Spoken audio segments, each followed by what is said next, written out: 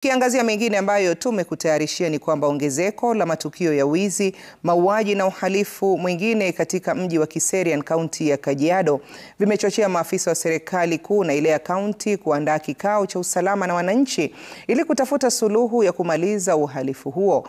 Utovu wa usalama na uuzaji wa dawa za kulevya vimetajwa kuwa kizingiti kikubwa kwa maendeleo kwa wakazi wa Kiserian.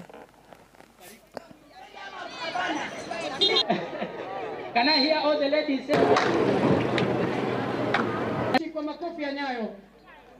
Kwa hakika huu mkutano umekuja wakati munasab sana, yani wakati sahihi, kwa sababu ya yale ambayo yanaweza kutokea katika sehemu yetu Kiserian. Tumekuja kujitambulisha kwao, wao watujue na sisi tuwajue, na pia kuwafungulia milango kwamba wao wakati wote watakapokuwa wako na jambo lolote waweze kutufikia wakati wote. Ukikosa kusikiza vijana, kile ambacho watafanya, wataamua kwenda kutafuta hiyo haki. Na ndiposa sisi tumekuja hapa siku ya leo, ndiposa tukaweze kuongea na wao. Kiserian kumekuwa na visanga nyingi, mauaji, na siku ya leo tunaye furaha kwa maana tumepata mahali tutakuwa tukikibilia ili hii shida iweze kutuondokea. Tumeshuhudia vifo ambavyo havieleweki, watu wanauawa, wanatupwa hapa damu.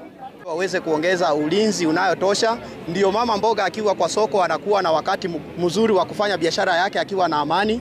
Mzee yote ambaye anafanya biashara ya usiku anajua kwamba niko safe.